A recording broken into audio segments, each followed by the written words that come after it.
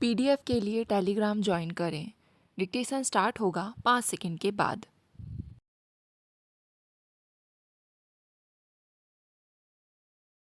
आदरणीय महोदय, हमारे इतिहास के इस अत्यधिक कठिन दौर में आपने मेरे प्रति जो विश्वास दिखाया है उसने मेरा हृदय छू लिया है। मैं अनुभव करती हूँ कि हमारे सामने जो इतनी चुनौतियाँ हैं उनमें से हम पहली चुनौती का सफलता से सामना कर चुके हैं और यही एक ऐसी चुनौती थी जो हमारी पार्टी की एकता के लिए खतरनाक थी। हमने साथ मिलकर पहला कदम उठाया है। मैं आशा तथा ईश्वर से प्रार्थना करती हूँ और मुझे इस बात का विश्वास भी है कि भविष्य में भी हम साथ मिलकर ही काम करेंगे।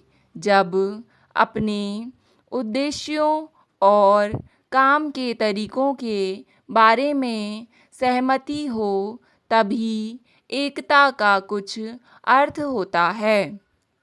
सदा कांग्रेस के ऊंचे आदर्श रहे हैं।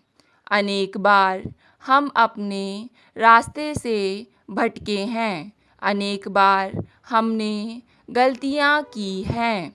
हमारी बहुत सी खामियां हैं, लेकिन सदा हमारा यही प्रयास रहा है और आज भी है कि हम इन लक्ष्यों को पूरा करने के लिए अधिक दृढ़ता से आगे बढ़ें।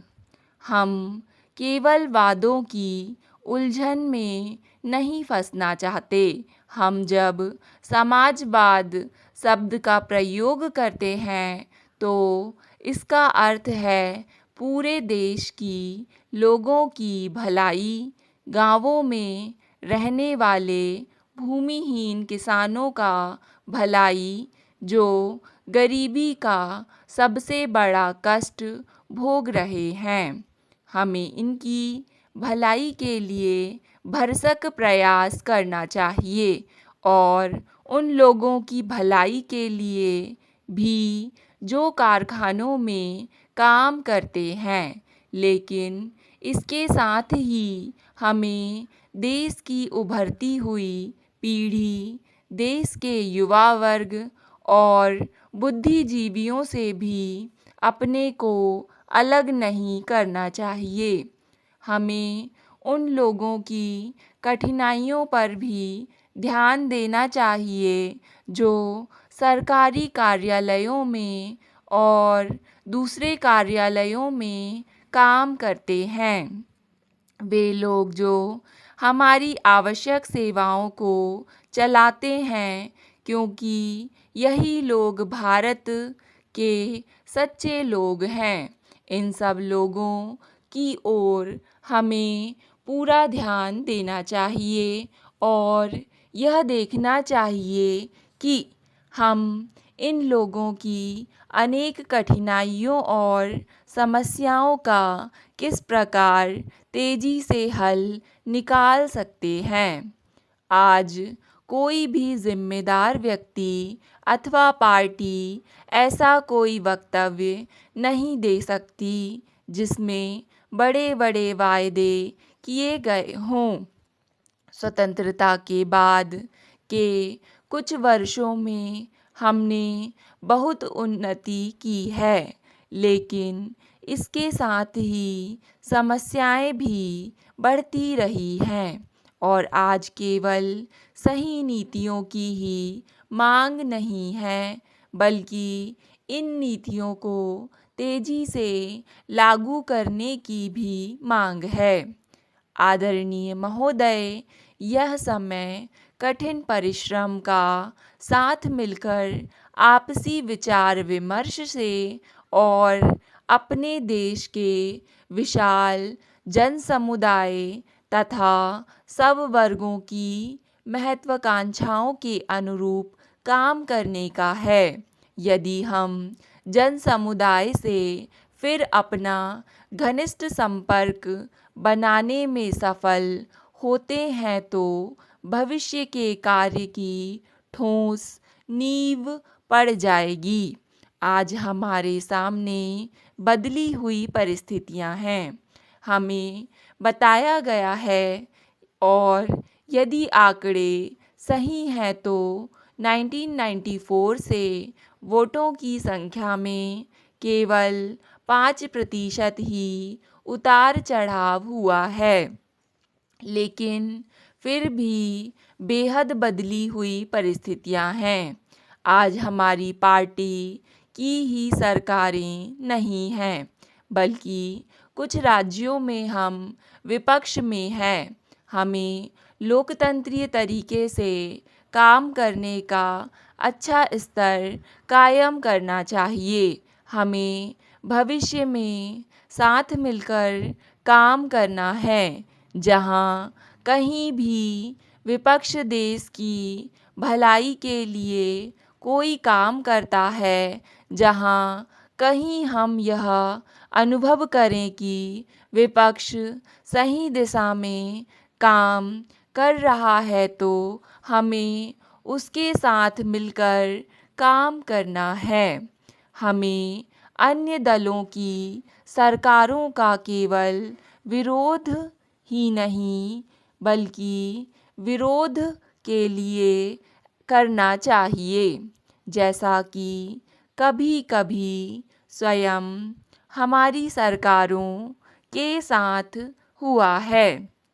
यहाँ संसद में भी हमें विभिन्न तत्वों से मिलकर बने विपक्ष के साथ मिलकर काम करने में कुछ कठिनाई होगी, लेकिन फिर भी हमें लोकतंत्र के रास्ते पर चलना है। हमें पार्टी की उच्च लोकतंत्रीय समाजवादी कार्यप्रणाली के प्रति अपनी निष्ठा प्रकट करनी चाहिए। मैं यहाँ नीतियों की चर्चा नहीं करना चाहती। मैं समझती हूँ कि आपके साथ मिलकर इन पर विचार करने के अनेक अवसर आएंगे।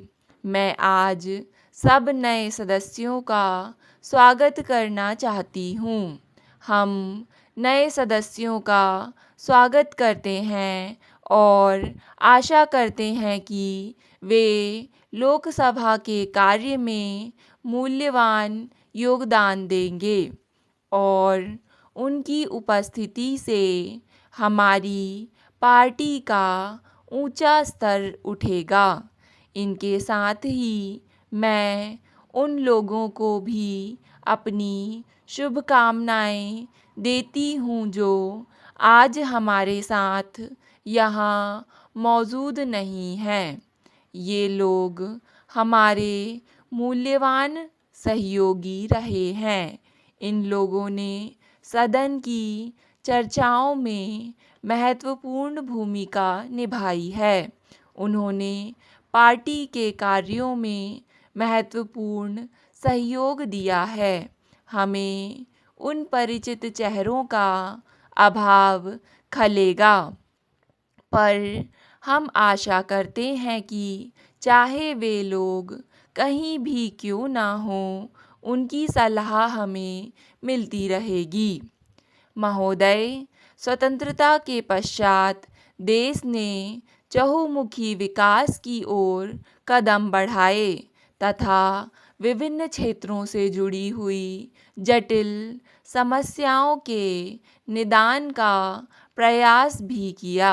भारतीय गणतंत्र में नागरिकों को मौलिक अधिकार सुलभ हुए, समानता के अवसर प्राप्त हुए और अभिव्यक्ति की स्वतंत्रता उपलब्ध हुई। जहाँ अभिव्यक्ति की बात आती है, वहाँ भारत की भाषा समस्या स्वयं ही सामने आ जाती है, क्योंकि इसका सीधा संबंध जन जन की आशाओं और आकांक्षाओं से है।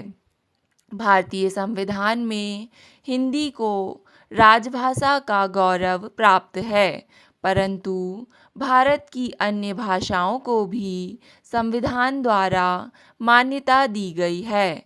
इसके पीछे संविधान निर्माताओं के मन में भारतीय भाषाओं के प्रति सम्मान की भावना के साथ साथ ऐसी भावना भी विद्यमान रही जिससे उन्होंने पारस्परिक आदान प्रदान, संपर्क और अभिव्यक्ति के माध्यम के रूप में इन भाषाओं के महत्व को समझा। सभी भारतीय भाषाएं जन गण मन से जुड़ी हुई हैं और इनका संबंध मूलतः हमारी संस्कृति से है। सांस्कृतिक विरासत के रूप में ये भाषाएं अनेक धर्मों, संप्रदायों, विश्वासों और भाषाओं वाले इस देश को एकता के सूत्र में पिरोए हुए है। अतः यहाँ हिंदी को माना जाना चाहिए। स्टॉप। डिक्टेशन पसंद आए तो वीडियो को लाइक तथा चैनल को सब्सक्राइब करें।